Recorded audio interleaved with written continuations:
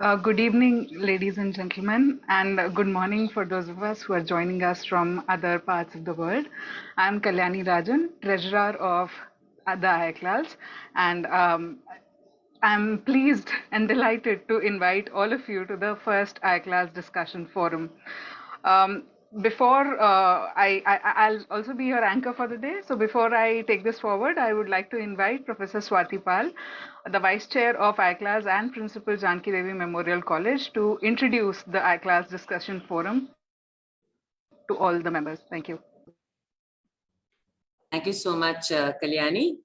Good evening, and as Kalyani said, good morning to everyone, and a very, very warm welcome to the first in the discussion forum series of the Indian Association for Commonwealth Literature and Language Studies, IACLALS, being held in collaboration with the Center for Disability Research and Training, Kirori College, University of Delhi, and Janki Devi Memorial College, University of Delhi.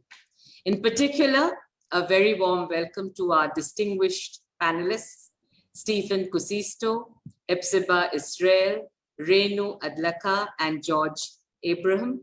The chair for the session, Professor Asaduddin, Chair IACLALS, Professor GJV Prasad, former chair of IACLALS, Professor Someshwar Mandal, who's Someshwar and Ritwick, and of course Kalyani, and everybody in the audience. Over the years, since 1974, in fact, the IACLALS has established itself as an association that actively engages with and promotes post-colonial and other aspects of literary studies as the officially recognized Indian chapter of the International IACLALS, or Association for Commonwealth Literature and Language Studies. There is an annual conference where a plethora of papers are presented by people across the globe, a peer-reviewed IACLALS journal, and a newsletter. Details of all of these can be accessed at the IACLALS website. It was felt, given the tremendous eagerness of both academics as well as non-academics, that some more engagement with literary studies would be welcome. Hence, two new initiatives were undertaken: a distinguished speaker series, which has so far seen 3 lectures by Muniza Shamsi, Fakhrul Alam, and GJV Prasad. We look forward to many more in this series. The second initiative proposed was a discussion forum series where current areas of interest, in which often lively discussions take place on such platforms as the IACLALS WhatsApp group, be held. It is indeed very apt that 2 domains, translation studies and the more recent disability studies, are going to form the focus of discussion in this first of the discussion forum series. What makes it even more apt is that the genesis of this lies in the books edited by 3 extremely well-known IACLALS personalities: our former chair, GJV Prasad, Someshwar Sati, and Ritwick Bhattacharjee, entitled Disability in Translation, The Indian Experience, and Volume 1 of Reclaiming the Disabled Subject, Representing Disability in Short Fiction. I'm not going to speak about these books, as that would be treading on Someshwar's brief. Hence, I will only conclude by saying that we look forward to a very stimulating discussion today and a great launch of the discussion forum series of IACLALS. Thank you, and over to you, Kalyani. Thank you so much, Professor Pal, for that comprehensive introduction to the first ever IACLALS discussion forum. I'm honored to now invite Professor Someshwar Sati. Professor Sati is a professor of English at Kirori College, Delhi University. He has been singularly responsible for the creation of multiple disability studies courses in the university and the conduction of multiple disability-centric programs. He is also the chairperson of the Indian Disability Studies Collective and the recipient of 2016 CD Narasimhaya Prize for Best Paper at IACLALS. Over to you, Somesh. Thank you so much for those kind and generous words, Kalyani. I would also, at the very outset, like to thank IACLALS, particularly Professor Asaduddin and Swati, for organizing this discussion. We all agree today that disability studies as an intellectual field of inquiry is gaining momentum and is acquiring greater visibility on the international academic scene. This does indeed reflect a growing interest in the subject. But at the same time, it also raises serious questions about the status of the discipline in our country. Disability studies in India today is best in a gestative stage of development. Most institutionalized approach to the study of disability pertain to the field of medical sciences and allied disciplines. Even courses that tend to train health workers and therapeuticians go under the umbrella of disability studies. This is indeed something that compromises the integrity of a field that was primarily established to present disability as a social, cultural, and political phenomena. Even within the domain of liberal arts, there are only few select institutions and a handful of committed scholars who are engaged with research in disability. Most of these researches are carried out in the field of social sciences. Humanities, in fact, is relatively unexplored. It is in this context that today's panel discussion gathers meaning and significance. The same can be said about the two books being discussed today. The first book, Disability in Translation and Indian Experience, is a meditation on the role that translation studies can play in reconceptualizing traditional notions of disability, which tend to medicalize and naturalize the phenomena in terms of lack and inadequacy. This book, in fact, attempts to map out the emancipatory potentials that an act of translating a disability text can offer. It presents the translator as a kind of literary social activist who, through his act of translation, can radically shift the way in which we respond and perceive disability and disabled people. Let me give you a small example. Rabindranath Tagore's short story Shubha is a touching tale of a young woman who cannot speak. In the Bangla original, Tagore uses the word boba to refer to her impairment. It is worth noting here that in Bangla, the word boba refers exclusively to the inability to speak.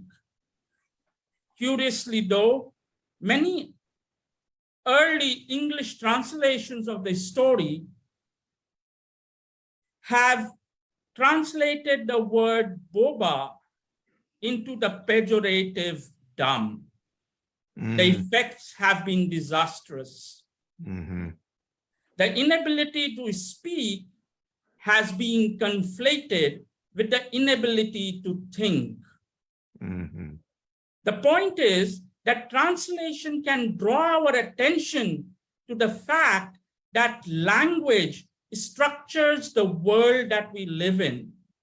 it also underscores the fact that linguistic organizations of social relationships can be altered through linguistic processes. By unlearning the ableist patterns of language, a translator can literally reshape and redraw the egalitarian contours of a democratic society. We, the editors of the book, therefore, advocate and promote an approach to disability studies that is based in the humanities. The second book under discussion today is Reclaiming the Disabled Subject. If the first book outlined the theoretical parameters of the role that translation studies can play in revising our understanding of disability, the second book puts the theory into practice. And what ensues is a collection of 17 disability-centric short stories from 12 different Indian languages. Each one of these stories, in their own respective ways, attempt to expose and interrogate the various forms of exploitation inflicted upon disabled people by a predominantly non-disabled world. In the process of creating this volume, we also realized that we have also created a kind of data which was largely absent for research. And in a sense, we have gestured towards the creation of a canon of Indian disability literature. When put together, these two books attempt to evolve an epistemology of inclusion that would gesture towards the creation of a more egalitarian society and leaving an impact not only on disability studies as an academic discipline, but also on the very lives of disabled people. I will not talk much about these two books because we have a galaxy of academic stars who will be doing so. I would like to thank Steve, Hephzibah, Renu, and George for taking time out from their very busy schedule and being present at this discussion. But before I hand it over to them, I would like to just share one small episode with you. When we first announced that we were going to embark on this project, even the most liberal of our colleagues, who were never tired of flagging feminist, Dalit, and post-colonial concerns, greeted our announcement with puzzled looks, looks that seemed to question the state of our sanity. What is the point, they seem to suggest? And I hope that the four esteemed panelists will answer this haunting question. What is the point? Thank you. Thank you so much. Thank you so much, Somesh, for that fascinating introduction. Yes, now I would like to invite Professor Asaduddin, Chair, IACLALS, to carry forward the session. Professor Asad. Thank you, Kalyani. Greetings to everybody who has logged in. I'm delighted to welcome all of you to this excellent forum this evening. It's a happy day for IACLALS because with this program, we have expanded our areas of activities by incorporating discussion forum. And for this, I'd like to compliment Professor Swati Pal, the Vice Chair of IACLALS, and indeed other members of the board. I'm also very happy that the first and the inaugural program of the discussion forum is on a subject that is of utmost importance, in fact, monumental importance. That is disability and translation. Despite the literature and the knowledge that is available to us, there is tremendous, in fact, monumental ignorance that characterizes disability in this part of the world. If one wants to look at historically, being students of English literature, perhaps one can look at Ved Mehta's autobiography, Face to Face, just to have a historical idea about how disability was looked upon in India before independence, from before independence. Somesh has alluded to Tagore's work on disability. The other iconic figure, Premchand, also dealt significantly with disability and particularly with blindness. It will be of interest to our colleagues here that he has one of his masterpieces, Karma Bhumi, which has its protagonist, Surdas, as a blind man. And he has translated a French work by Maurice Maeterlinck, a Belgian scholar. Interestingly, that too was about several blind persons and how they perceive the world. The original was called Les Aveugles. But despite their preoccupation with disability, in the larger society, there are, even now, misconceptions and prejudices about disabilities. In fact, there is an elaborate vocabulary of disparagement about all kinds of disabilities in the 22 or more languages of our country. And if you look at the vocabulary, you can hardly find any positive association or complementary associations with those words and the vocabulary that has built up. And as Somesh has pointed out, because we think through language, it is important that whenever we read literature about any kind of disability, and let me tell you that literature down the ages has established a kind of forced normalcy in the readers. So those readers, they have to unlearn a lot of things and be more sensitive about how they read literature about disability. As for the academic world, I must confess that even I was not aware of disability as an academic discipline. And I'm grateful to Professor GJV Prasad and Someshwar, who invited me to a workshop in Jawaharlal Nehru University in 2016. A workshop and a seminar that has become a kind of fulcrum for the production of several books and discussions. And as I hope that considerable knowledge is being generated, will be generated to make a peculiarly Indian epistemology that would make people aware, make people more sensitive about disabilities of all kinds, and help them come out from the prism, from the medical prism, through which they consider disability simply as a kind of impairment. I am immensely grateful to the experts today who have been generous with their time to join us. And I'm sure the discussion will help us unlearn certain things, learn certain things, and become more sensitive and empathetic individuals in the society. With these words, I'd like to first request Professor Stephen Kuusisto to make his presentation. Thank you so very much. It is a privilege for me to be here with you today and to join you as we think about disability literature and the importance of disability studies in a changing world, and let us hope a world changing for the better. I say this having been afforded the distinct honor of being allowed to travel globally over the last decade. And I have visited countries around the world and talked to disabled adults and children.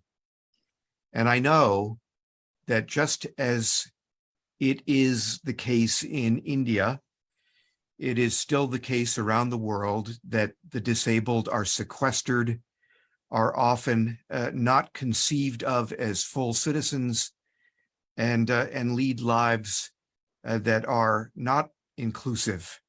And so this work, I would say, is deeply, profoundly important because it's about citizenship. It's about opening society to our mothers, our fathers, our sisters, our brothers, our neighbors, our children, all of whom have disabilities. So I want to begin there. I believe, as a writer with a disability, that one of the most important things that I can do, and which, by the way, is also apparent in the anthology of fiction that you have recently published and edited. The most important thing we can do is to underscore that disability is, in fact, a kind of epistemology, that it offers ways of thinking, and that those ways of thinking are imaginative, rich, strange, and revealing about the very nature of human consciousness. I also believe that this is something that the general population, misled as it is by medical narratives and old social attitudes about disability, does not yet understand. So, for instance, tellingly, the translation decision to render the character in the Tagore story as dumb as opposed to mute is reflective of this. Non-speaking people, many of whom, by the way, I count as friends, bring rich and imaginative lives, particularly to the page when they're writing. I am currently teaching a creative writing workshop for non-speaking teenagers, and this is a vital work.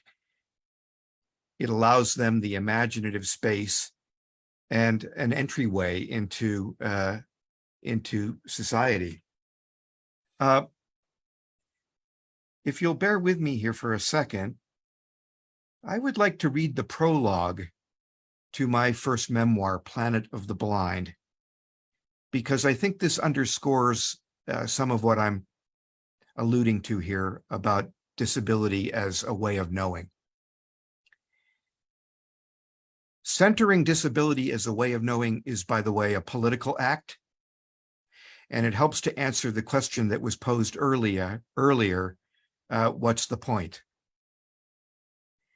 Now, this is a prologue. It begins the book, and it's set in a railway terminal in New York City called Grand Central Station. And I have entered this space with a guide dog, a big Labrador named Corky. What I do in this section of the book is to open the possibility for readers who do not understand blindness or disability in general, that disability is a remarkable intellectual and imaginative space.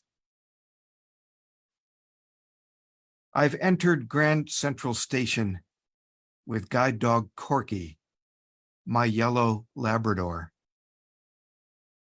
We stand uncertain, man and dog, collecting our wits, while thousands of 5 o'clock commuters jostle around us. Beside them, Corky and I are in slow motion, like 2 sea lions.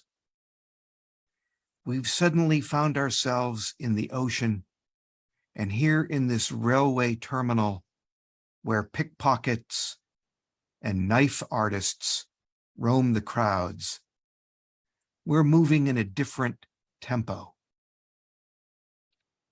There is something about us, the perfect poise of the dog, the uprightness of the man, I don't know, a spirit maybe, fresh as the gibbous moon, the moon we've waited for, the one with the new light.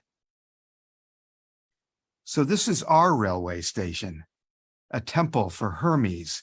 We wash through the immense vault with no idea about how to find our train or the information kiosk. And just now, it doesn't matter. None of this turmoil or anxiety of being lost will reach us, because moving is holy. The very motion is a breeze from Jerusalem. This blindness of mine still allows me to see colors and shapes that seem wind-blown. The great terminal is supremely lovely in its swaying hemlock darknesses and sudden pools of rose-colored electric light. We don't know where we are, and though the world is dangerous, it's also haunting in its beauty. Even to a lost man with a speck of something like seeing, this minute here, just standing, taking in the air as a living circus. This is what tears of joy are for. A railway employee has offered to guide me to my train. I hold his elbow gently, Corky heeling beside us, and we descend through the tunnels under the building. I've decided to trust a stranger. Welcome to the planet of the blind. So we talk about intentionality in writing, and the intentionality there is to open up the prospect for those who are not familiar with disability, that the disabled life is a rich, lyrical, sustained intelligence. And this, oh no, Siri is talking to me. As soon as I said intelligence, Siri popped up on my watch. So this is an incredibly important act, this business of affirming the intelligence and imagination behind the surface image of disability. And I want to now turn to the anthology of short stories, because what emerges from this remarkable collection is the poignant dignity of disabled lives misunderstood in the context of the larger, shall we say, ableist society, whether that's urban or rural. The predominant dynamic is largely collective lack of understanding about what disability is and what it isn't. And these stories bring that forward so wonderfully. It is an act of restoring to the disabled their essential humanity. And that is, of course, a political act in the best possible sense. It's funny, I've been thinking a lot about retranslation. You've probably heard about retranslation and retranslation theory. I've been reading papers recently published in Finland about how important more contemporaneous translations of older works really are. And this anthology also helps to underscore why this is so, that we restore dignity, opportunity, volition to disabled characters when we revisit older literatures. And in turn, we insist as scholars and writers and public intellectuals that in today's representations of disability, that these dignifying dynamics must be central. This is very important work. And I am really, as they say in the United States, knocked out by the breadth and beauty and also nuanced and careful intelligence in both of these books. So let me stop there for a minute and just conclude by saying that this work is also important because while we talk about post-coloniality and the importance of emergent and vital voices in a post-colonial world, it also seems to me to be the case that many writers who we have hailed globally as important voices in post-colonial work, particularly literary work, still use ableist metaphors in their writing.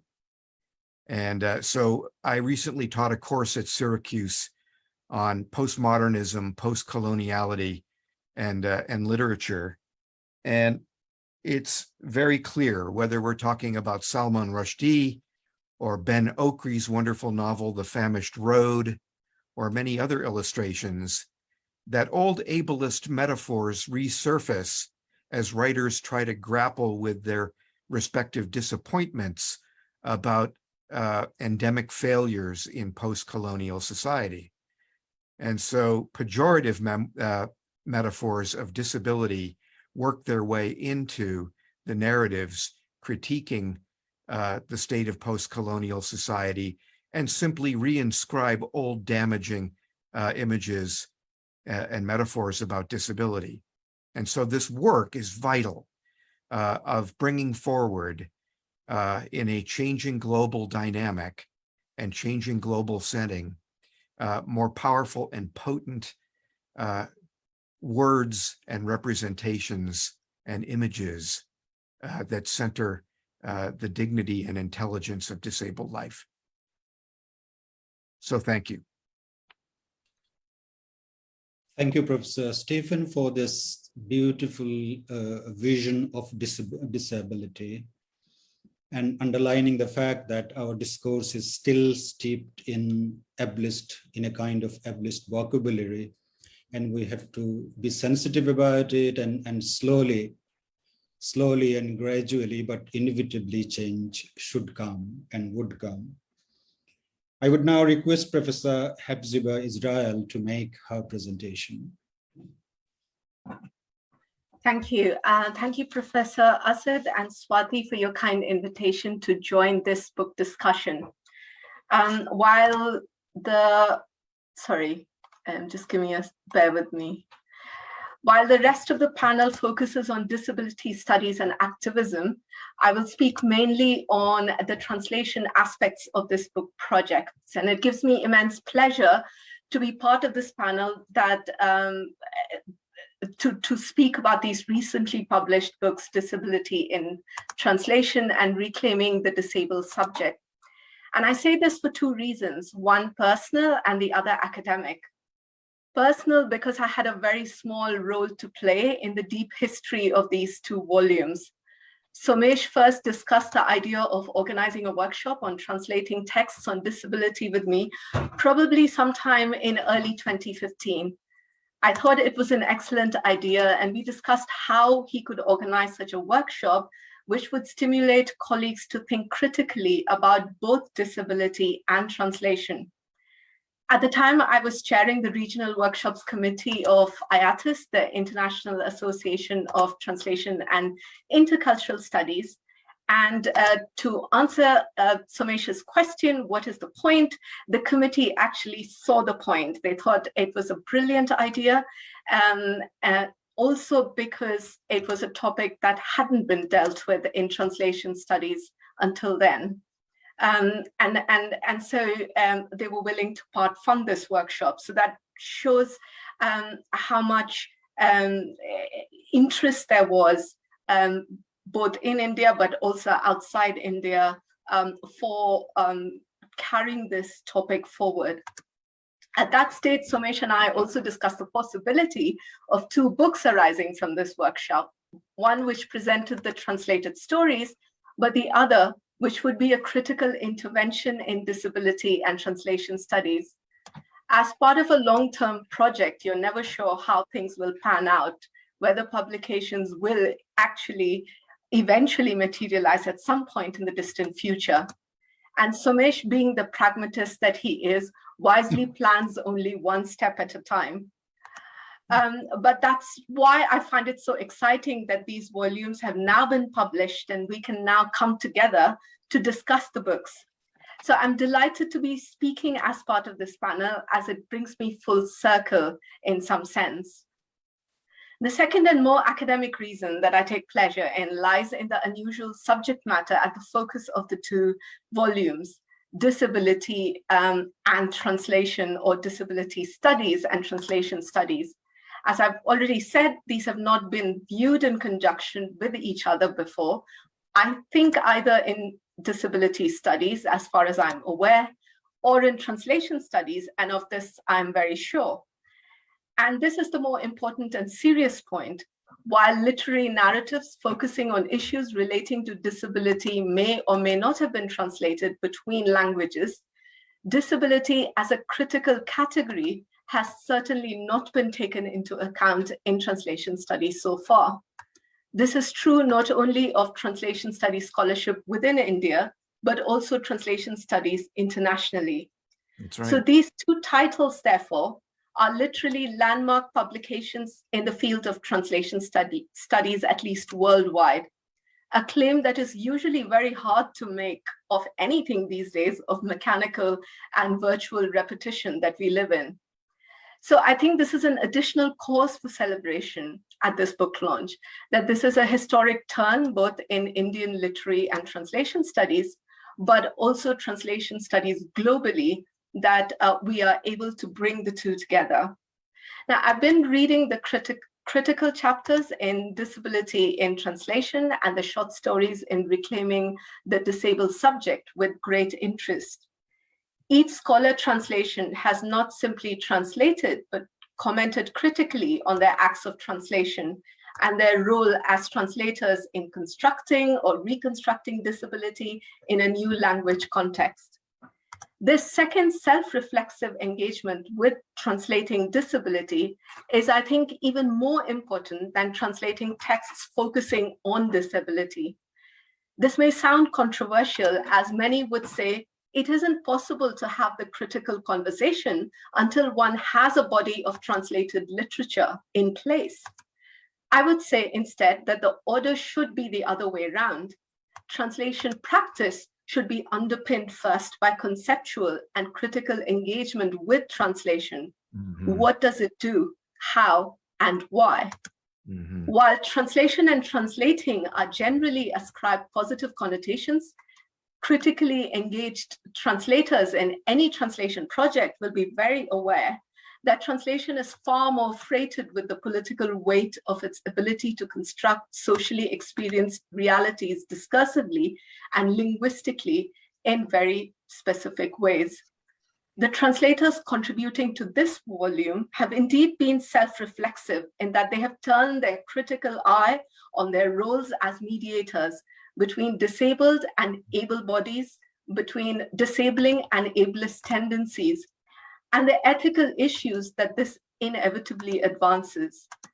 And I think ethics really lies at the heart of the debate here. If I were to summarize the points raised by the contributors, I'd say that I see some stress points that link with ethics between their discourse of self-reflexivity on their handling of disability through translation on the one hand, and the discourse of translation as enabling.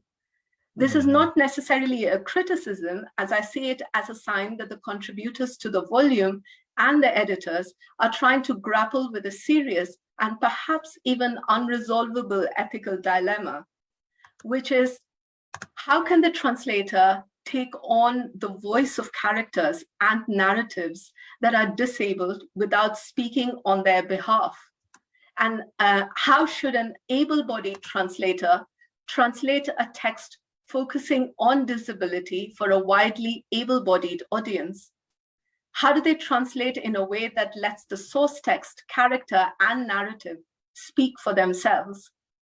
In their efforts to respond to these questions underpinning this project, the contributors rightly point to the discursive violence perpetrated by languages in source or translation cultures, that translation is a political act, that translation can deconstruct the category disability, that it can deconstruct the ableist nature of languages that describe disability, They're aware of translation as a transformative act and the radical potential of translation, of the politics of translating into a hegemonic language, such as English from Indian languages, of translators as activists, and the many solidarities between translators of disability and translators working with texts where other categories, such as race or caste, gender, class, and others may be discursively explored.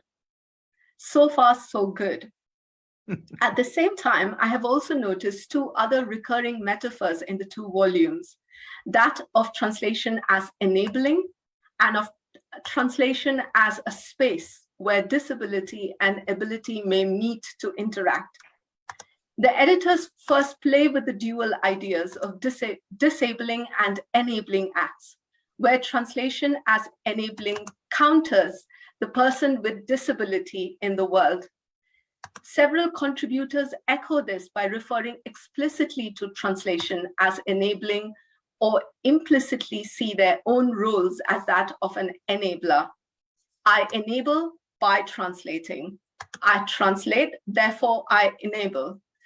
In what's left of their allocated time, it would be useful, therefore, to unpack these metaphors to consider what or who has been enabled through translation and what translation as space can do for us. This is an important point to engage with, since in my view, translation is too often thought of as a largely and inherently positive act. Another metaphor that is often used of translation is that it is a bridge between languages and cultures. Therefore, translation as always connecting and rising above the barriers of language to present materials unavailable to new audiences, or even as an act that gives visibility to something that may have otherwise remained hidden. The editors, for instance, make an excellent case for viewing disability as a social category and as embodied experience that has been invisibilized in so many different ways. So if disability is invisibilized, the assumption is that translation can visibilize disability. In the same way, translation is also seen as a way to celebrate diversity, which has much goodwill behind the sentiment. However, having said that, there is some danger in pursuing this entirely positive image of translation too far, since it can lead to some rather anodyne thinking about translation, portraying it as neutral or inoffensive, including leading to an instrumentalization of translation. What this means is that translation becomes an empowering tool, and always an empowering tool in the hands of a translator. And we know the implications of that translation merely features as a useful device that can represent texts composed in one language in another. However, it is actually really important to remember that this is not always quite the case. And I'll briefly consider 2 points here. First, let's turn to the metaphor translation as enabling. Consider the synonyms of the term enable. These are empower, authorize, legitimize, facilitate, approve, make possible, capacitate, etc. If translation is inherently an enabling act, then by extension, the translator as enabler implies, whether we like it or not, that the translator takes on the role of making visible the invisibilized disability. The translator is the enabler who will create a space and a forum for the disabled subject to express themselves. In this scenario, the translator is in danger of taking on a liberator's role, giving voice to the voiceless while defending the victim. The translator speaks for the persons or texts or characters with disabilities, ventriloquizing and visibly stepping in. In the process, there is some danger that the disabled may be displaced by the voice of the translator, who purports to render them visible and vocal in their own right.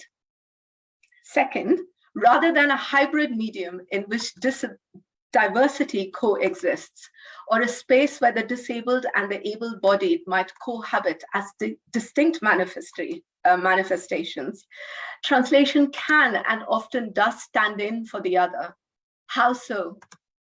because it is usually mainly in the eyes of the translator that these entities may continue as distinct, because they are able to access the text in both languages and the source and translation. After all, in most cases, the translator alone knows both languages, who can read both source and translation. But for an audience that has no access to the source language, the translation stands in for and enables the source text. And I refer here to enable in all the senses of the word that I just brought out: empower, authorize, legitimize, facilitate, approve, make possible, capacitate.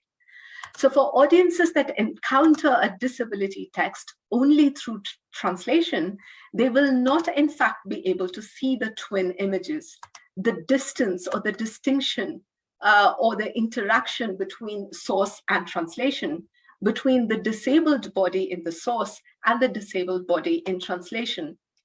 So there is always the potential danger that the translated body superimposes and obscures the body in the source. Translation then can also obfuscate. It can invisibilize, it can delegitimize and deny as much as it can enable. It is worth paying attention to the radically different ways in which translation may reconstitute disability, where it refracts the source text, repackaging and representing it in a new context and for a new audience. The contributors to this to the two volumes have made an important first step in negotiating such perils of translation, which is, and I introduce another metaphor here, a two-edged sword.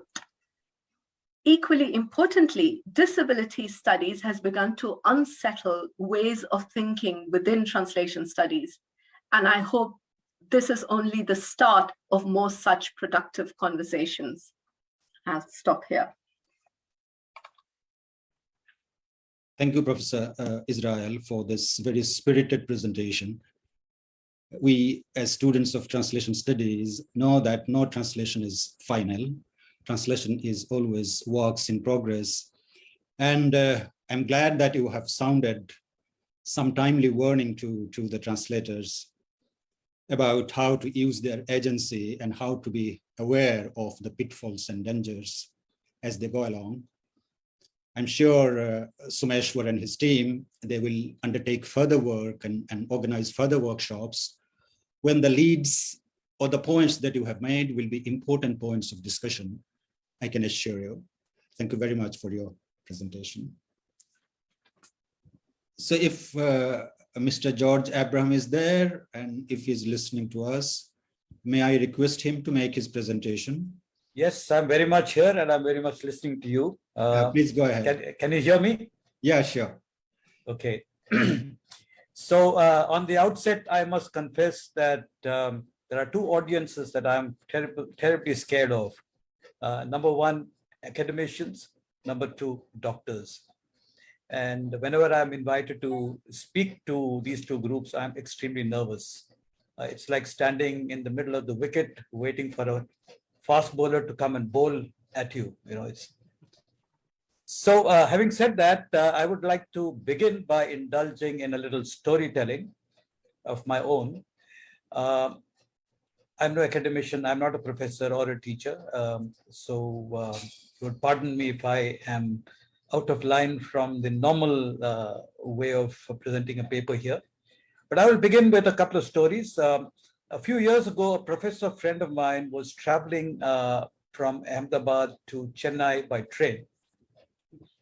And, visually impaired passengers are given a discount by the government, by the railways. And if he's traveling with an escort, then the escort also gets a discount. So this gentleman was traveling and the ticket examiner comes to him and says, I see you traveling on a disability discount. And the gentleman professor said, yes, sir, I'm blind and I have a discount and here are my papers. So he presents his concession form and medical certificate and so on. Then the ticket examiner looks at the professor and says, sir, I'm sorry to say, but I don't think you're blind. So he said, no, I am blind, and that's what the certificate says. Oh, He said, you can't be blind. So then finally the professor says, why do you say I'm not blind? You speak English.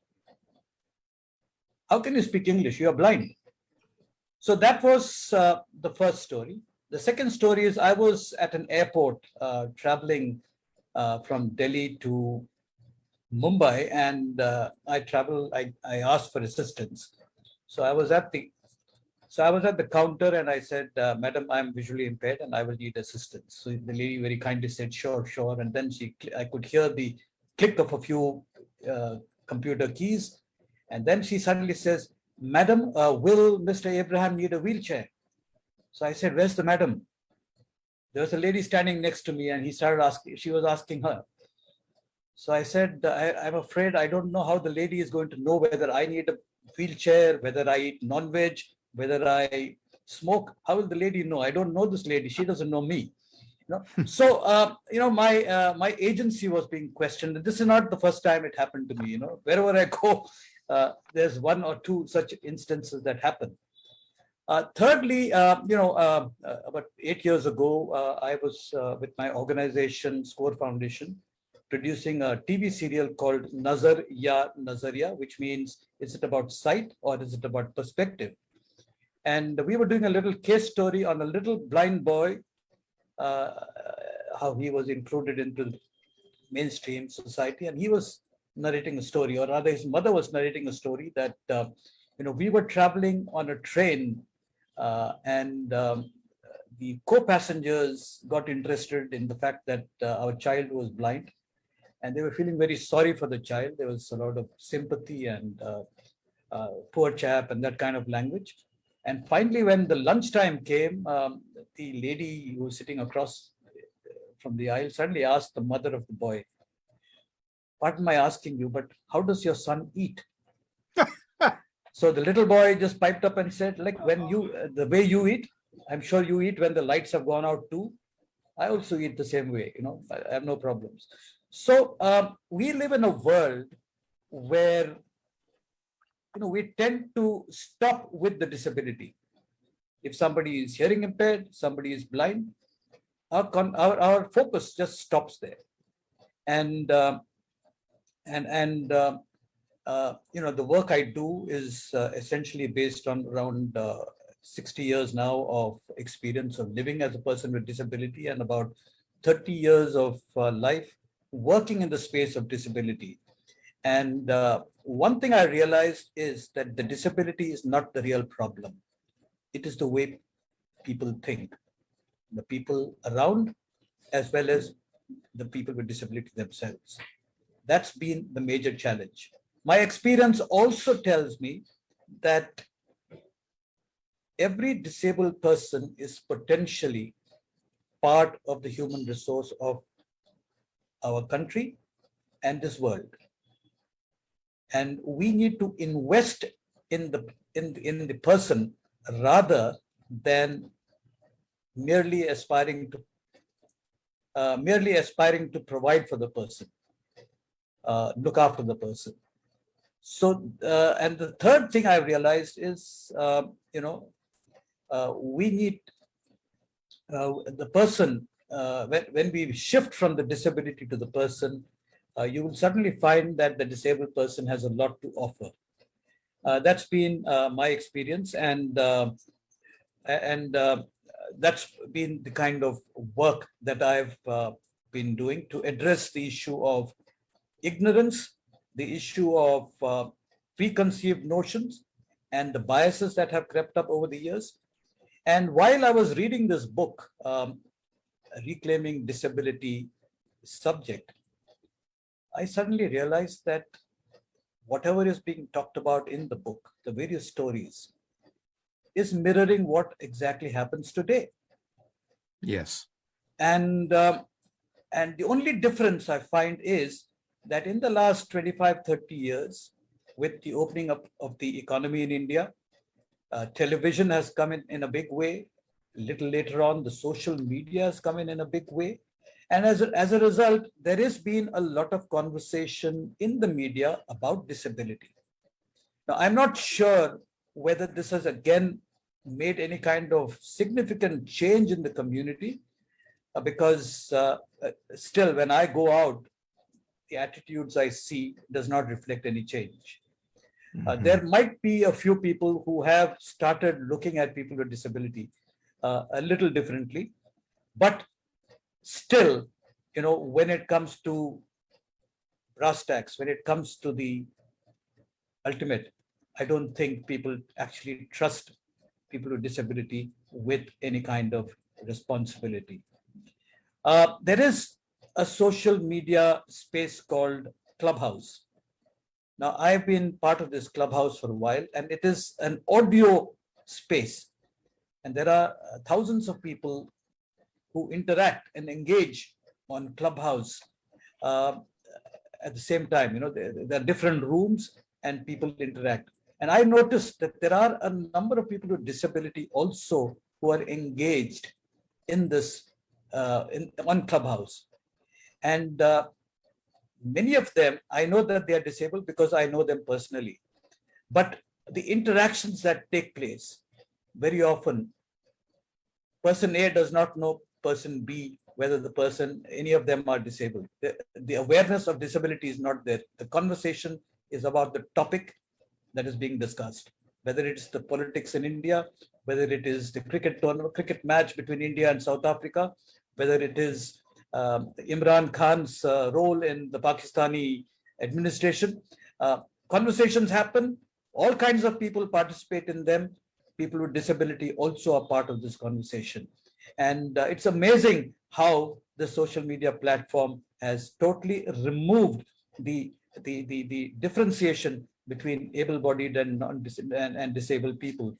There is similar conversations that happen on Facebook and Twitter, where people engage in very healthy discussions without really knowing whether the people you are interacting with is a person with disability or not. So I believe that this engagement is possible. Now, the problem with disability is, I often talk about the 5 E's. The first E is, when a person is known to be disabled, immediately the expectations from that person drops, low expectations. Secondly, when you talk about a person with disability, immediately it is pity, sympathy, no empathy. But more recently, I realized that there is another ethy also, which is apathy. It's not only pity, sympathy, and or empathy, but there is the factor of apathy. The other day, a colleague of mine and I had gone to a mall in Delhi, and we suddenly saw that there were about 8 steps going into the mall.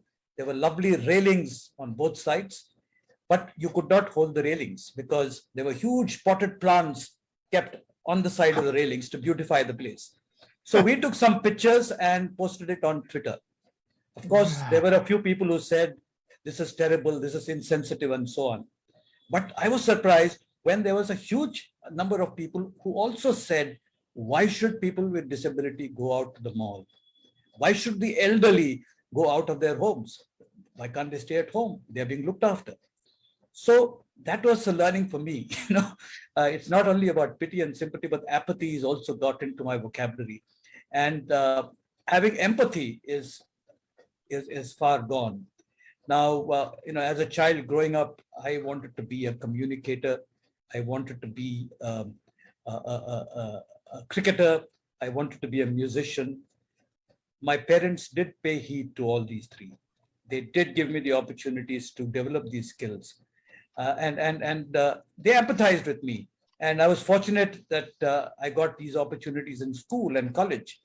And there was a lot of empathy. Of course, the sympathy and pity one had to kind of ignore, but there was enough empathy to allow me to move on in life. Now, the third E is empowerment. Unless people with disability are empowered, they are not able to play their role in the community. Unless you educate, unless you expose them to opportunities of learning and growth and developing their skills and their intellect, they are not going to be able to participate in social engagement, social interaction whether it's for the family, within the family, or in the community. And if the expectations are low and there is no empathy, then it is immediate logical conclusion is that the empowerment process that disabled people are put through would be highly compromised. And that is seen in the special schools that you see in India. I can't comment on the kind of schools that blind or hearing impaired people or other disabled people go to in the US or the UK. But in India, the education that is offered to people with disability is pathetic. And that was one of the reasons that actually fired me to take up work with the people with disability, because I visited a blind school in 1989, 88, 89.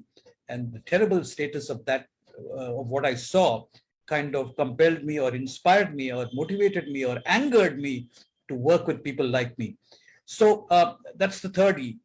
Empowerment is highly compromised. Fourthly, the ecosystem. Most places you go to, most platforms you go to, they are inaccessible. Now, the other day I read a piece which said that the Mysuru railway station has become fully accessible for people with vision impaired.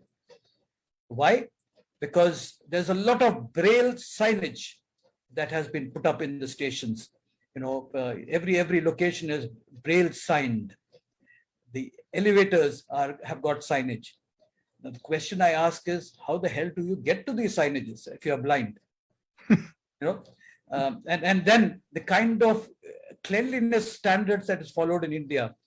If you are in a railway platform going into the loo and you start feeling for the signages, you know, you could be getting all kinds of skin diseases or you know, problems that you don't have. You know, you probably are inviting yourself. And in lighter vein, when you get into the coach, you are looking for your seat, you feel around for the braille signage, you might be pawing a young lady or a guy there, and you'll probably get a black eye because of pawing the wrong place, you know. So this people think that you're ticking a box when you have put braille signage. But braille signage, braille is very useful when you're reading a book. Braille is very useful when you are in a small confined place. But in public spaces, using braille signage, to my mind, is an exhibition of ignorance and not understanding the disability at all. So that is about the ecosystem, you know. And then we talk about, you know, digital India. You know, everything is digital. It's a great step because there is the screen reading software. It's a great opportunity for visually impaired people to participate in the digital world that is being created. But then the sad thing is that most of the people who create these digital spaces do not really take on board the fact that there are people with vision impairment participating in the digital activities of the country. And as a result, many of these digital platforms are inaccessible because they are technically created without following the international norms for creating digital accessible spaces. Be it an electronic wallet, be it a mobile app for a bank, or be it a website where you have to do your air or railway bookings. You'll immediately find hurdles there, barriers there, which, in spite of potentially you being able to handle it independently and with dignity, because of the technological ignorance of the people who created those platforms, they are inaccessible and you're excluded. So the ecosystem plays a role. And finally, opportunities of engagement. How much opportunity do people with disability have in a normal course of thing in a country like India to engage with the community? Most people with disability you talk to, they will only talk about disability. They will not be interested in the other challenges, the other goings on in the community. They are so obsessed and focused on their disability that they will not be able to participate or engage. People do say, why can't people with disabilities stand for elections in the parliament? Nobody is going to vote for me as a person with disability if I'm only going to talk disability. You know, people have other civic issues, there's law and order issue. And if I'm not engaged with all that, you know, I'm not going to stand a chance in election. or in any kind of public activity. So the opportunities to engage with the community is kind of stopped right from the time you are a child or right from the time you acquire a disability. So these 5 E's score very low when it comes to the mindset of the average citizen. And unless these 5 E's levels are raised, the expectations are raised, the empathy is raised, the empowerment quality is improved, ecosystems are made accessible, and engagement opportunities are increased, people with disability are going to be isolated and excluded. Now, this book that I read, Disability, Reclaiming the Disability Subject, I think is a very timely entrance into our country because the 17 stories that are read, they mirror problems that occur in the community today. And they are wonderful stories to actually sit around the table and discuss and analyze and be able to see through these stories what is not right and what is right. I'm not very sure whether not right and right are good words to use in an academic circle, but in my way, what works, what does not work, how could it have been different, and so on and so forth. I think it's a great opportunity having a collection of 17 stories, and I believe there are 22 more stories to come in another volume. So that's going to be a wonderful material that we as activists can use when we are working on sensitization campaigns. It's an opportunity for us when we are doing workshops to pick up one of these stories and then discuss the story, narrate the story, and then discuss the nuances of the story. And in the process, get the audience engaged in the subject of disability and realize what could have been different that could have changed the life of the disabled character in that story. So I think this is wonderful content for activism, wonderful content for sensitizing and creating awareness. I think I'll stop here. Thank you.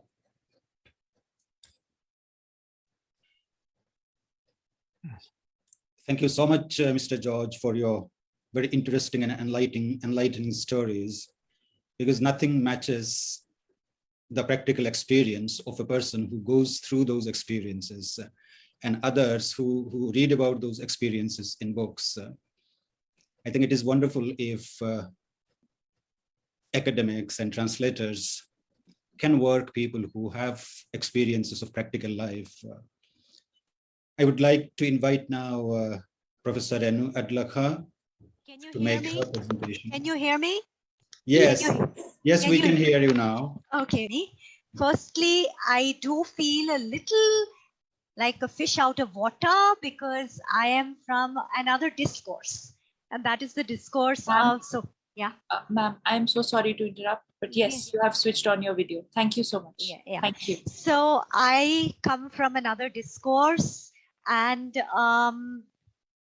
that discourse is different from the humanities and the literary disciplines. I won't call sciences. So I'm a bit I'm trying to get my bearings, and I'm wondering why Someshwar actually even asked me to be here. But then when I'm listening to all of you, and even though you could not, I had problem being heard, I could hear all of you. I see the categories that we're using, the categories of beyond disabled and not disabled, but even categories of translation, the categories of diversity.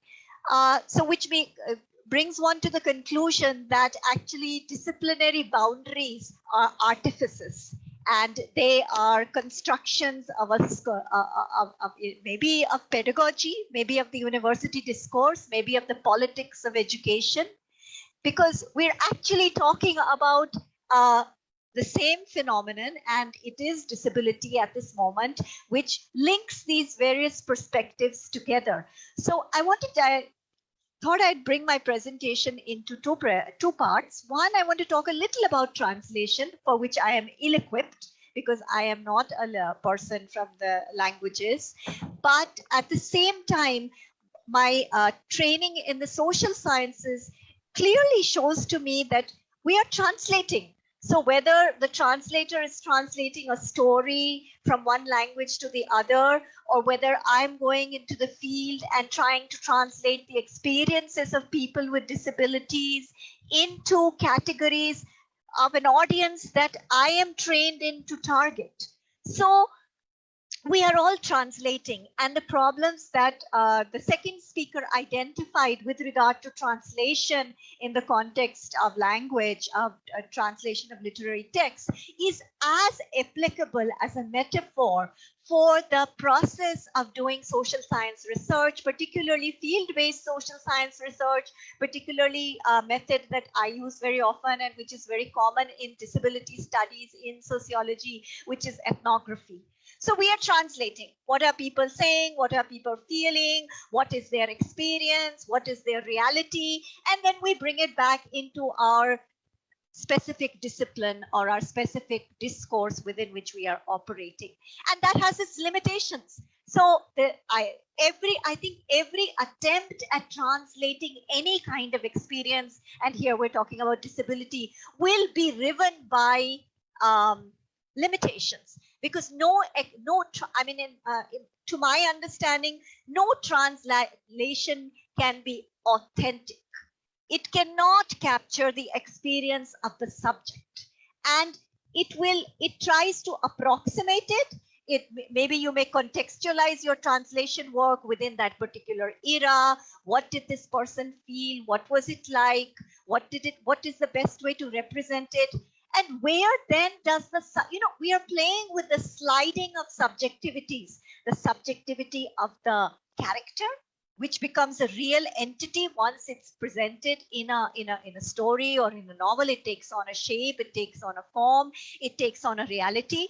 The subjectivity of the author who wrote this story. Frankly, when I read Subha, and then I was reading in the introduction that a student of the editors did not immediately relate it as a story about disability. If I had not had my grounding in disability studies, neither would I have related it as a story of disability, because the whole experience of not being able to speak and not being able to communicate in one domain, that is the human domain, through language, is so steeped in a certain romanticism that it's difficult to actually identify it in terms of disability as we understand disability today, which is a particular understanding of disability. I would rather, maybe if I want to look at some of these stories, I would like to go back to that era in which the story was written, and what was the understanding of this deficit, of this lack of speech in that particular era. As a social science person, I would probably want to historicize it. So, when I was reading these stories, that was the thing, that how can we can look at these stories in terms of the categories of disability that we have today, or whatever we understand it in terms of the human rights that we have come to we've come to take on board today. And that is a moral decision that we have taken. But 200 years ago, these categories didn't exist. So how can we expect in that era disability to be framed any differently? So when we translate it today, are we wanting to translate it as it was perceived in that era and then comment on it through the lens of today? Or do we want to translate it using some of the categories that we have today? To me, that's a fundamental question. And that, though, the book, I actually did not get reference to the earlier book, which I would really like to look at, Disability in Translation. But I did have a look at the second one, and I read a couple of the stories. It is an excellent pedagogic tool, and I think it should be a really part of any pedagogic system at any level. It's excellent. But I would want the commentaries of the editors at the back. I want the reading experience, the primary experience of the reader, to be forefronted, and then to prefigure the reader's immediate reaction, and then to look at, when I read it, so I read one story one way, and then I read the commentary afterwards. And to me, that sounded really much more to my subjective understanding, that seemed a better approach, even from a pedagogic perspective, than for me to have a commentary at the beginning and then read the book. That is already, unless of course it's the intention of the editors to influence the reader, and configure the reader's imagination even before getting to the text. So those are a couple of things I wanted to say. The other things I want to talk about is that in social science and disability, we don't take into account, apart from maybe in psychology, we don't take into account the dimension of affect. And I think that's really critical. There's a discussion on affect in the introduction to Reclaiming the Disabled Subject. And I think it is actually, I have a visual disability. I work with my colleagues and they know I have a problem. But actually, I can see how the prejudice or the negativity comes in with it. They have perfect understanding of disability as a discourse. They are fairly well sensitized. They have seen me for years. But it is through affect that both the prejudice or the negativity that I feel at times. Of course, you may say that it is my own reading, which is possible, but I feel it's the language of affect that actually is much more powerful in configuring the relationship of the non-disabled to disability and to the disabled, and even of the disabled to themselves. I mean, I've lived with a disability, and frankly, it was an experience and a journey in itself to be able to valorize my own self, because I was so bombarded with the perspectives of the society in which I was socialized. And being a sociologist, I cannot underestimate the power of the socialization process and to what we are exposed. So I think it's this affect dimension and the affect of the normal, the effect of normalcy and the effect of difference. And why is that difference evaluated negatively? I mean, the first speaker spoke of how there's an epistemology in disability, and it is a richness of imagination and experience. I totally agree. And as far back, I mean, Oliver Sacks told us about that, and we accepted it, and everyone read it.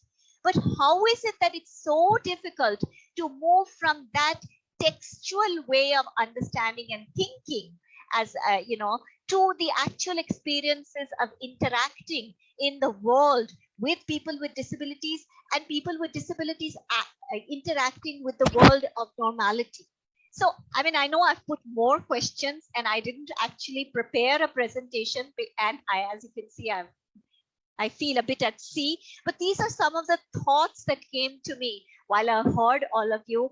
And I would really like to look at the book, Translating Disability, because I feel that there's a potential for actually using the translation metaphor to actually examine disability in a whole range of domains far beyond, language and the literary world. Thank you. Thank you very much, ma'am. You have brought new insights into the discussion, both from your personal experience as someone who has visual impairment of a certain kind, and you feel things on your pulse, and you articulate for us, how it feels to be perceived differently by your colleagues and even close friends. You also have some insights about the translation process itself. Thank you very much. Now over to Kalyani for question and answer session. Thank you, sir. There are a few questions which have come on Facebook and on the Zoom chat box. So I'll begin with the first one here. This is by V. Sharada Devi, and she says, I think this question is actually directed to all the discussants. So I'm just opening it up there.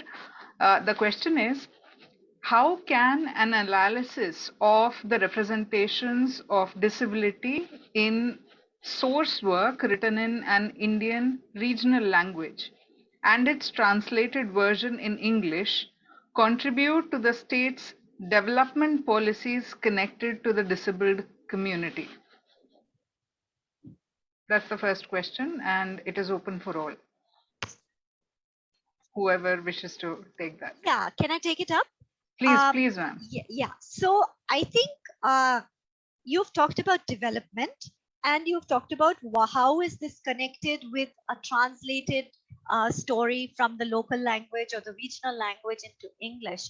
I think too much of development processes, whether it's planning, whether it's implementation, whether it's at whatever level, thinking about development is very much, influenced by a development paradigm.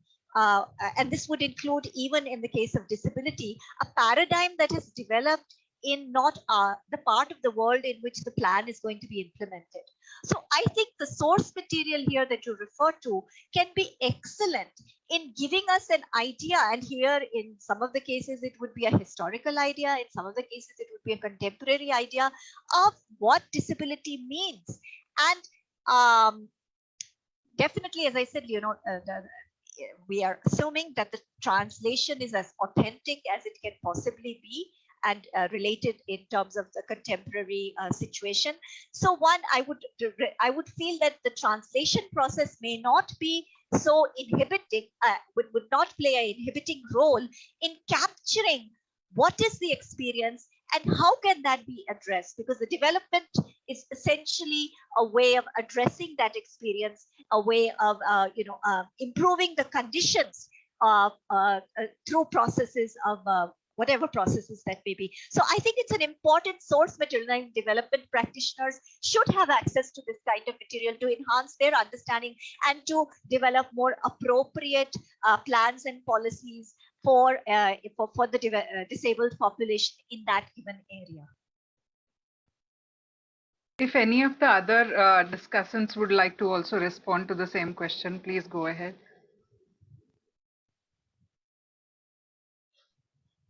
Or should I move on to the next question then?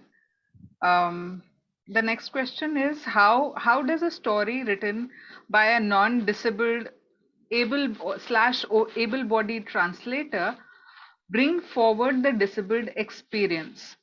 Can we say that there is only interpretations of the disabled experience rather than the translation of disability? That's again directed to all the discussants. I think an important part of the question went missing, Kalyani. The question is, how does a story written by a non-disabled writer and then translated by a non-disabled able-bodied translator? That's important. Yes. How does a story written by a non-disabled writer and then translated by a non-disabled / able-bodied translator bring forward the disabled experience? That's the question. Well, by definition, it can't.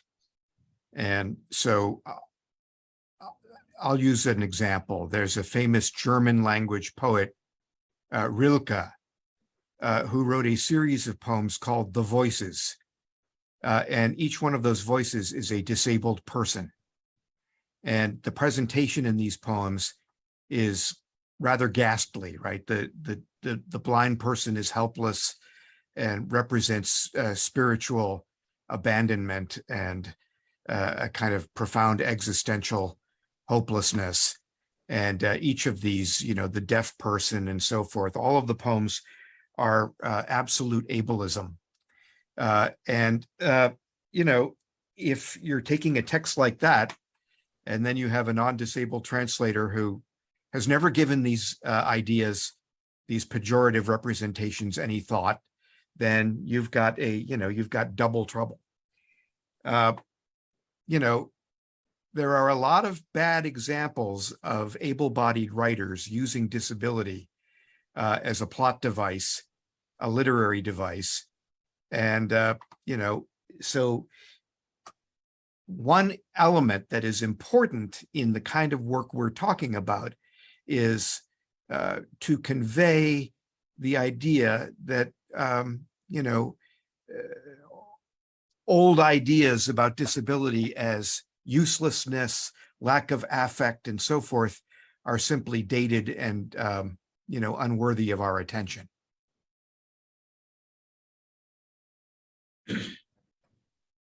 Can I just add? Yes, sir, please. 2 bits here. Please do.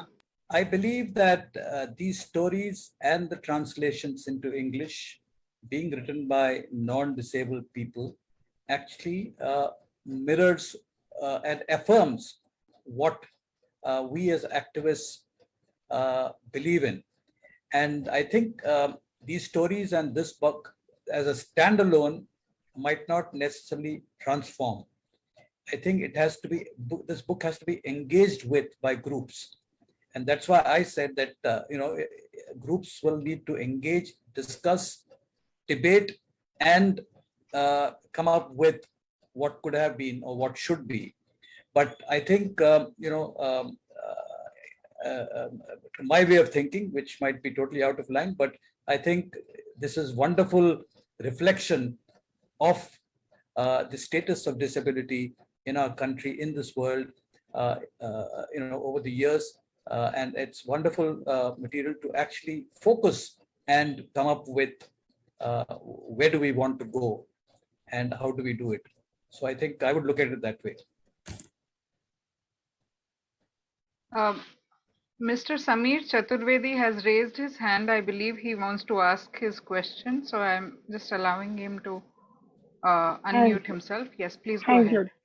Thank you. Am I audible? Yes. Actually, I want to ask, I am for emancipatory politics with regard to disability. But what happens in university system? Objectivity in social sciences hold great importance. So, like, as in, and if one goes to the field and for conducting a particular field study for a project or like PhD or something, it opens up a plethora of data. So what to translate and how to translate also becomes a problem. Like how one can say particular thing is mirroring inequality and another things are mirroring inclusion. So basically, like family members grieve that they have a disabled child, but on the other hand, they also kind of provide or think of ways to include that person, be it in family or let's say some of the family members also think that a child special education is good for my visually impaired kid. So let me try and empower him, and probably through education he or she could do something brilliant in his or her lives. So like at one hand they are grieving, on the other hand they are doing everything to empower their kid. How one should read it? Thank you. Well, I wonder if I might jump in. I am not familiar with Indian higher education, but I am familiar with higher education in many parts of the world.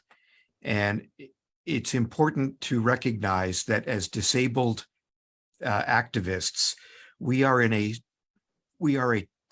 real minority in post-secondary education.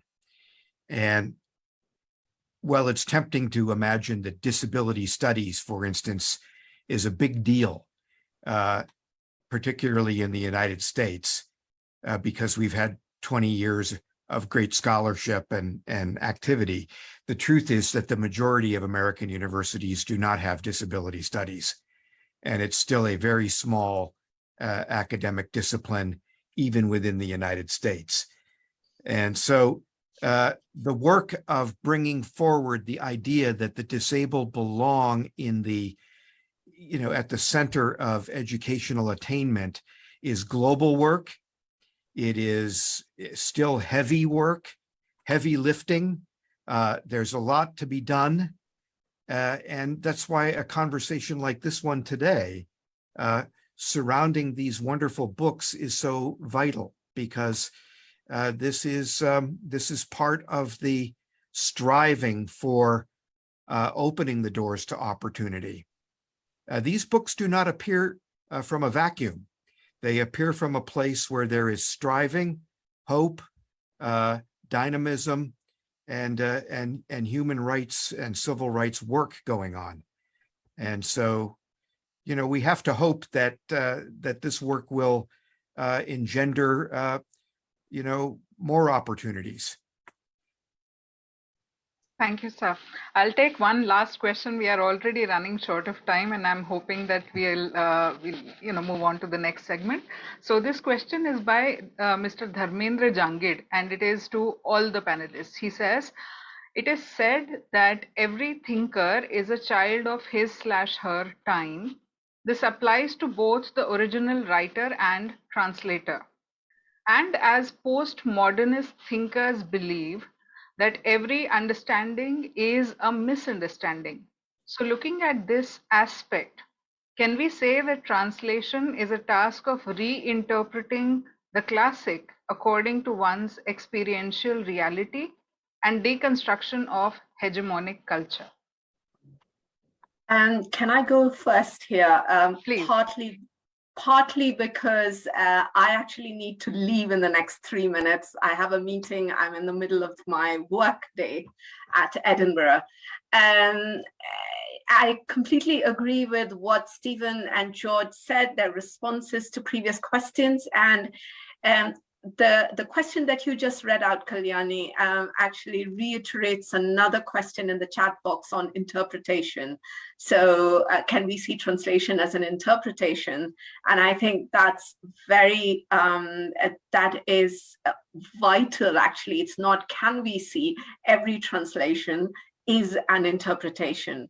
Whatever the text is, it is never an authentic mirroring of a source text. So the translator's history, their political context, their cultural context, as well as their experience of both languages and their experience of ability as well as disability will play a part in how they translate, what role they take as they come to the text. So I think one of the things we as readers need to do, whether we are able-bodied or disabled, is that we consider each translation as an interpretation from a particular point of view, rather than a complete statement or the truth about the source text.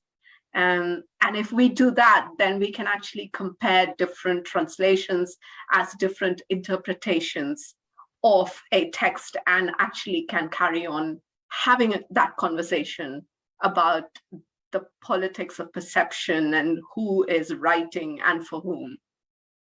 And I hope that makes sense. Having said that, I need to say goodbye. It was a real privilege to be with panelists today, listening to political engagement, your experiences, as well as your philosophical take on disability. I've learned a lot. As I said at the beginning, my field is not disability studies, so I'm actually different from all three of you. It's in translation studies. So I've really learned a lot in this session. So thank you very much for inviting me to join this book discussion.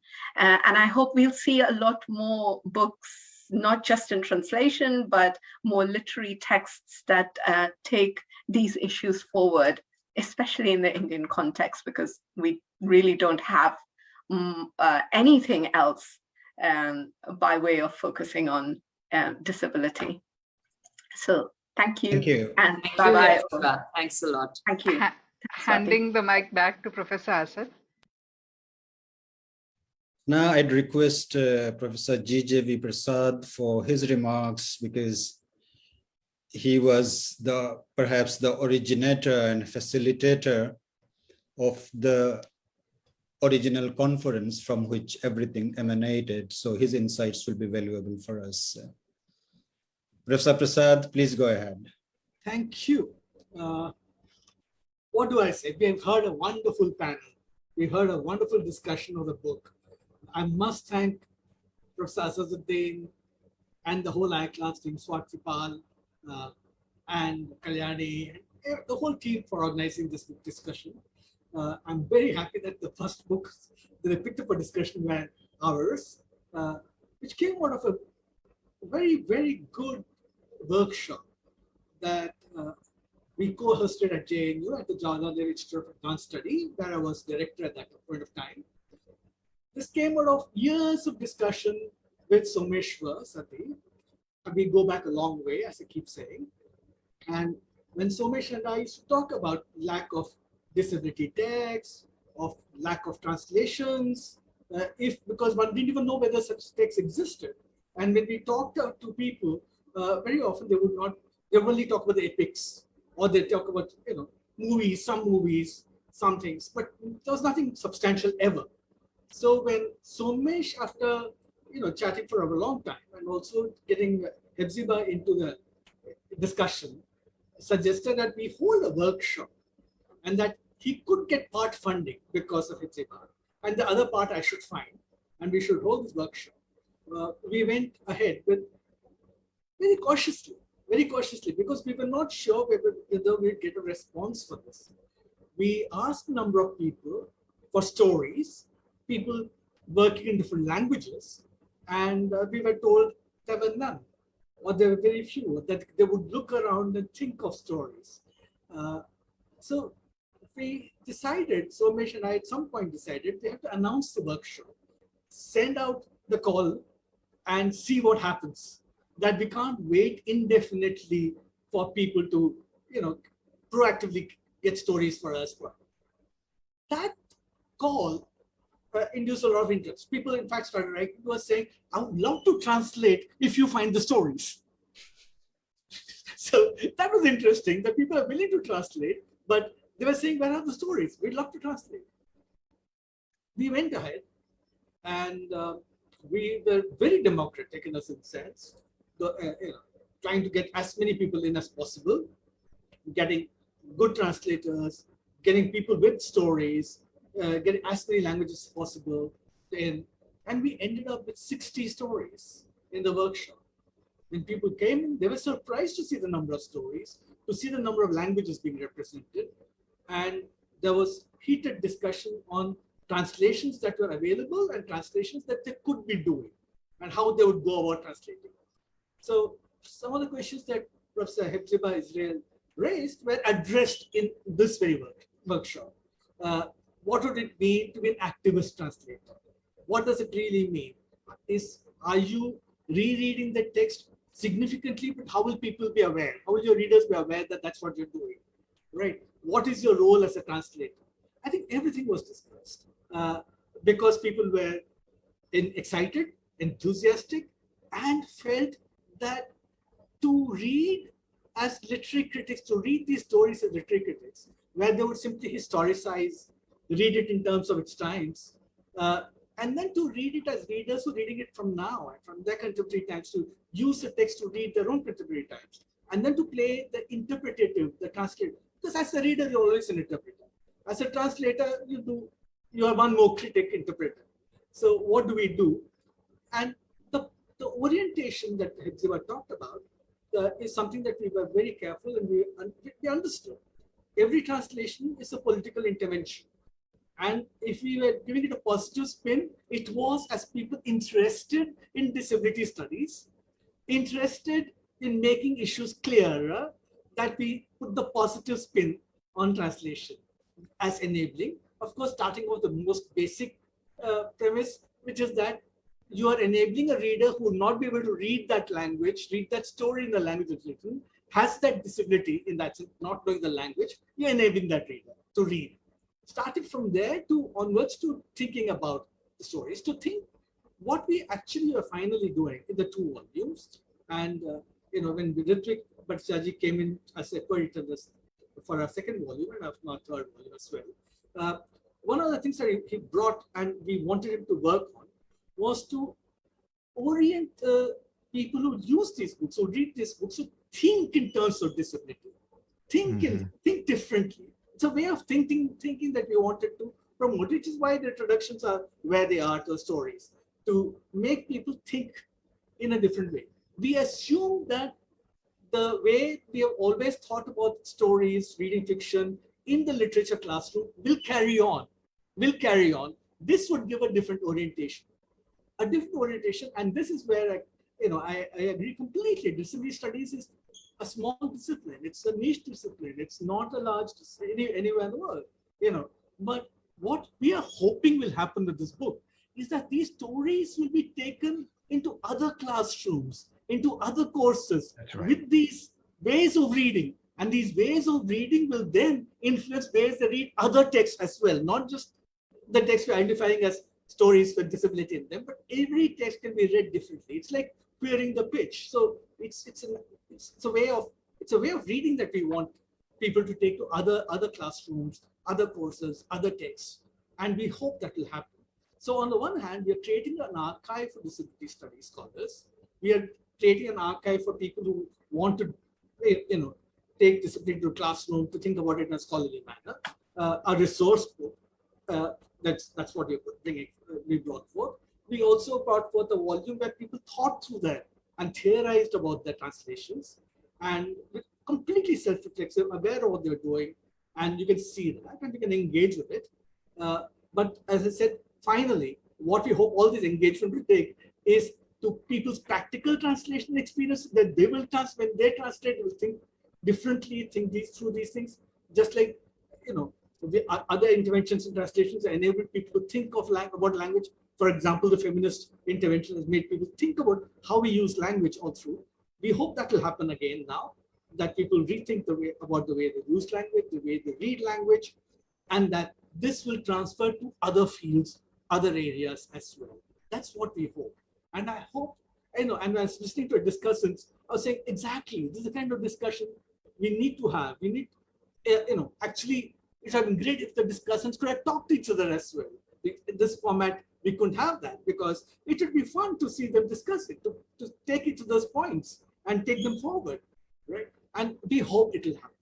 We hope that kind of engagement will happen. And we hope to see a change in literary studies in India. And of course, we always aim for the world, in the world. I should stop here. Thank you. Thank you, Professor Prasad. Thank you very much. As we are running late, I would forego my comments so that we can bring the program to a conclusion within reasonable time. So over to Sada. Ritwick takes over and gives the vote of thanks.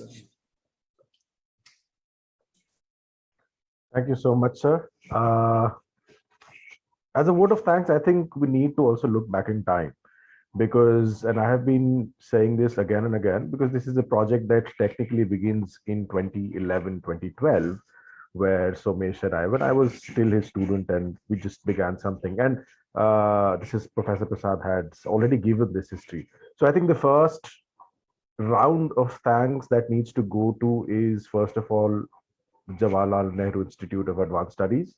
And Prasad sir can correct me, Surendra Rawat Bhaiya, who was there, who was always sitting there with so many papers, ever ready at our beck and call, saying, all right, you have to do this and that, this is how you make the arrangements. And he was running the entire day around to ensure that the guests, the authors, the translators, the people participating at the workshop are comfortable, if nothing else. So a big thank you to JNIS, a big thank you to JNU, a big thank you to the International Association of Translation and Intercultural Studies as well. Thank you not only for supporting, but also the much required money that was pumped into and for the workshop, because without it, nothing really can be done. Professor Israel having convinced the IITS to support it when, and something that has been discussed, when a lot of people were not necessarily supporting it. Moving on, a big thanks to both Rutledge and Bloomsbury because they have taken risks. These are not areas that have been talked about a lot, and they have agreed to publish both of these volumes and one that is going to come ahead later on as well, because these are not easy things to publish in the sense that there is absolutely no base to which they can go and pitch this book. So this is something that, I mean, over the time that I've spoken to the publishers, they have accepted that this is a risk, but they have still gone ahead with it. So big thanks there. Coming to today, I think it has been a wonderful thing for IACLALS to have given space for this book, the previous one as well. In fact, it is in the previous book that I have my MM essay as well. So, I mean, I have been missing IACLALS for the past couple of years. So it's extremely, I'm extremely happy to come back, sit here, talk to all of you. So big thanks to IACLALS and its team, to Professor Asaduddin, Professor Swati Pal, to Kalyani Rajan for organizing this thing, to getting all of this together, to doing all the kinds of technical, doing all the kinds of logistical things that need to be done to get something as, there were at one moment about 100 participants plus the Facebook thing, to get them together, sit, have them listen to so many people. Big thank you to the speakers, Professor Stephen Kuusisto, Professor Hephzibah Israel, Professor Renu Addlakha, and Mr. George Abraham for coming, reading the book, giving time to us, giving time to IACLALS, giving time to everyone who's sitting here, especially when time is something that is very odd for all the four of them because they're coming from different time zones. Moving on, a big thanks to Ms. Tanu, who's a member of IACLALS, Mr. Surendra, a technical staff at JDMC, for having managed the technical side of this thing.